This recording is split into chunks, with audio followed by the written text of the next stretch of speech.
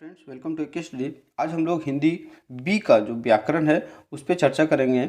और इस आज का जो पॉइंट होगा वो होगा रा के विभिन्न रूप। हिंदी मात्राएं में जो रा होता है वो रा कितने प्रकार से लिखा जाता है, ये आपका सिलेबस में दिया था, तो इसको भी हम लोग चर्चा कर लेते हैं। बहुत ही इंपॉर्टेंट ये पॉइंट है, इसको जानना हर सभी के लिए बहुत इंपॉर्टेंट है। और इससे एग्जाम में क्वेश्चन 2 से 3 नंबर का क्वेश्चन हर साल बनता है। तो इस बार भी क्वेश्चन बनेगा। आपका प्री टेस्ट हुआ था, उसमें भी इसका क्वेश्चन आया था। प्रीवियस ईयर को क्वेश्चन में अगर चर्चा करें तो उसमें भी आया था। तो इसलिए ये क्लास 9 के लिए बहुत इंपॉर्टेंट क्लास होने वाला है। तो वीडियो को पूरा अंत तक देखें, कभी भी स्किप करके ना जाए, क्योंकि ग्रामर जो होता है, व्याकरण जो होता है, बहुत रेयर चीज़ होता है। हर पॉइंट को आपको समझना होगा, नहीं तो क्वेश्चन आपसे गलत हो जाएगा। तो चलिए बिना देर किए हुए क्लास को स्टार्ट करते हैं। देखिए यहाँ पे पहले समझ लेते हैं रा क्या है। तो रा हम लोग जो होता है जनरली रा सामान्य रूप में हम लोग रा को इस तरीके से लिखते हैं, इस तरीके से रा को लिखते हैं। लेकिन कभी कभी रा को हम लोग ऊपर भी लिखते हैं, रा को हम लोग नीचे किसी शब्द के नीचे लिख देते हैं। तो इस तरीके से जनरली 3 तरह से रा को लिखा जाता है। अब पढ़ते हैं।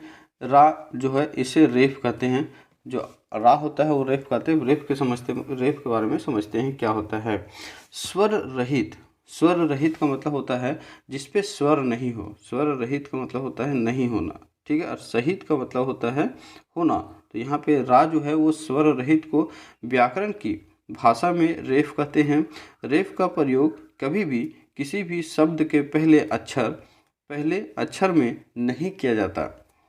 शब्दों के इसका प्रयोग होते समय इसके उच्चारण के बाद आने वाले वर्ण की अंतिम मात्रा के ऊपर लगाया जाता है। जो ये होता है रेफ, उसको हम लोग कहाँ पे लगाते हैं। फॉर एग्जांपल अगर हम लिखें कर्म, तो का लिख लेंगे पूरा, और माँ के ऊपर जो आया इसके ऊपर लगा देंगे रा, तो ये हो गया कर्म। तो रेफ जब भी होगा वो ऊपर में होगा, किसी भी शब्द के बाद, उसके बाद वाले शब्द के ऊपर में होगा, ठीक है। तो ये हो गया रेफ की बात। अब नेक्स्ट देखते हैं इसके बाद क्या है। यहाँ पे कुछ पॉइंट है, इस पॉइंट को समझना है हमें। यहाँ रा और री, देखो रा और री का अंतर जानना भी बहुत ज़रूरी है। इन दोनों का अंतर इस प्रकार है। जो रा है वो व्यंजन वर्ण है और जो री है वो स्वर्ण वर्ण है। अभी देखिए जैसे हम लोग पढ़ते हैं आ, अमिया आ, हर्षही, दुर्गही, हर्षहु, दुर्गहु और री, उसके बाद जो आता है वर्ण ये री आता है। तो ये जो सब आम या है ये क्या है, स्वर्ण वर्ण है। और इसी में हम लोग री पढ़ते हैं, तो ये री भी क्या है, स्वर्ण वर्ण है। लेकिन जो रा है, जो हम लोग रा पढ़ते हैं, ये क्या है, ये व्यंजन वर्ण है, ये व्यंजन वर्ण है, ठीक है। ये दोनों में अंतर आपको रखना है। जैसे देखिए री की मात्रा जब भी हम लोग री लिखते हैं तो नीचे लिखते हैं। जैसे फॉर एग्जांपल अगर का के नीचे ऐसे लगा देंगे तो ये रा हो जाएगा, ठीक है। ये इससे क्री हो जाता है। तो ये हम लोग री है। जैसे ब्रिज, मृग, अमृत, ऐसे जब हम लोग लगाएंगे तो इसे री पढ़ेंगे, ठीक है। और रा का रूप का के ऊपर, माँ के ऊपर, का के ऊपर किसी भी शब्द, मान लो ये का लिखा हुआ है तो इसके ऊपर में आता है, ये हो गया रा का रूप, ठीक है।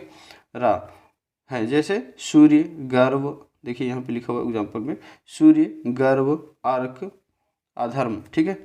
और री का प्रयोग जिस किसी भी शब्द के साथ होता है वह तत्सम संस्कृत शब्द है, ये तत्सम, ठीक है। तत्सम संस्कृत शब्द है, किसी भी शब्द के अंत में लगता है उसे तत्सम कहते हैं, शब्द ही होता है, ठीक।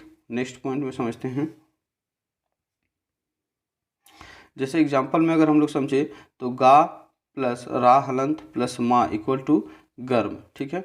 बा प्लस रा हलंत प्लस फा इक्वल टू बर्फ, का प्लस रा हलंत प्लस मा इक्वल टू कर्म, ठीक है। तो ये था रेफ, रा का रेफ का प्रयोग, ठीक। तो रेफ हमेशा कहाँ लगता है, रा का रेफ ऊपर में लगता है, जैसे यहाँ पे लगा हुआ है ऊपर में, ठीक। नेक्स्ट अब यहाँ पे थोड़ा सा समझ लेना है कि रा जो है वो हर्षहु है और जो रा है ये दुर्गहु वाला रू है, ठीक है। ये इसका उच्चारण होता है रू, ठीक। जैसे रा और रू वाले सामान्य शब्द, रा के सामान्य रूप का प्रयोग में रा शब्द के आरंभ में, मध्य में और अंत में आ सकता है, कहीं भी आ सकता है। ये रा में सभी मात्राएं लग सकती है सिवाय री और हलंत, री और हलंत जैसे, जैसे रा, रमेरा, हर्षहिरी, दुर्गहिरी, हर्षहुरु, दुर्गहुरु, रे, राय, रो, रव। इस तरीके के जो रा है ये लगता है। ठीक, आई होप आपको समझ में आ रहा होगा। चलिए नेक्स्ट देखते हैं। उसके बाद जो है यहाँ पे रा का दूसरा रूप जो होता है वो पदेन। ठीक है, पदेन किसे कहते हैं इसको भी समझ लेते हैं। यहाँ पे देखिए नीचे रा, जैसे मान लो अगर हम लोग ड्रा लिखते हैं तो डा लिख के उसके नीचे दो वाला ऐसे रा लगाते हैं, ये भी रा का ही रूप है। रा, यह रा की, देखिए यहाँ पे यह दिया हुआ है, यह रा का नीचे पदेन वाला रूप है। जो रेप जो हम लोग पदेन कहते हैं, ये पदेन कहाँ लगता है, किसी भी वाक्य के या शब्द के नीचे लगता है। रा का यह रूप स्वर रहित है, इसमें भी स्वर नहीं होता है, ये भी क्या होता है, व्यंजन होता है। जो रा है वो व्यंजन शब्द है।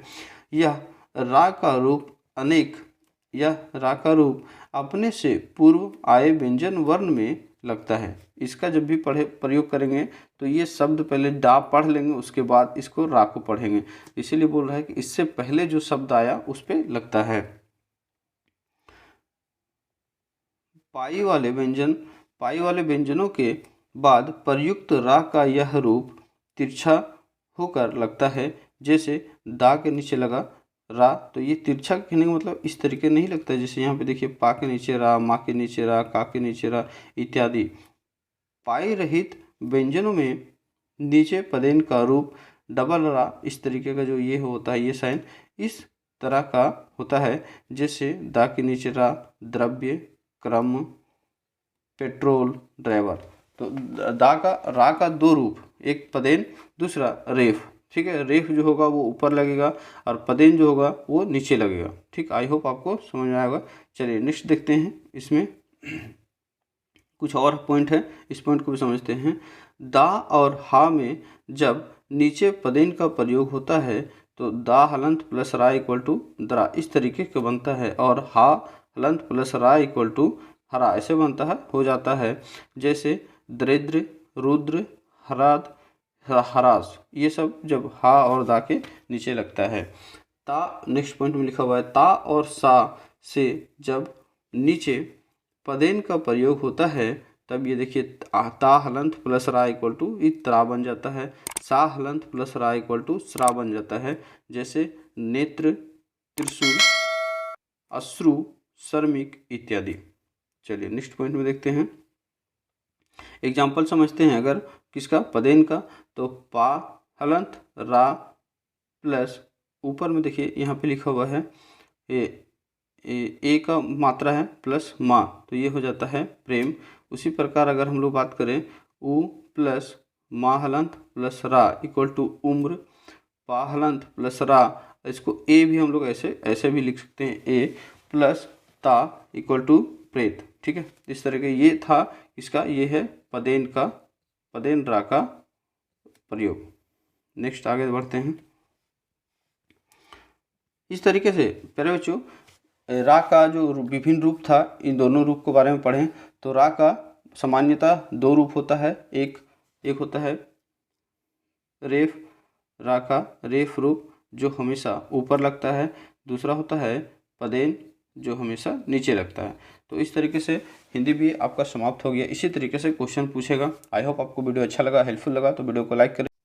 प्यारे बच्चों, सभी क्लास के वीडियो चैप्टर वाइज देखने के लिए हमारे चैनल को सब्सक्राइब करें, साथ ही बेल आइकन को ऑन कर लें। उसके बाद एक के स्टडी को टच करें, उसके बाद आप होम पेज पर आ जाएंगे। होम पेज में आने के बाद प्लेलिस्ट को टच करें। प्लेलिस्ट को टच करेंगे तो यहाँ पे क्लास वाइज वीडियो को अपलोड किया गया है, उसे आप पूरे चैप्टर वाइज देख सकते हैं। Thanks for watching. एक के स्टडी ऑलवेज विद यू।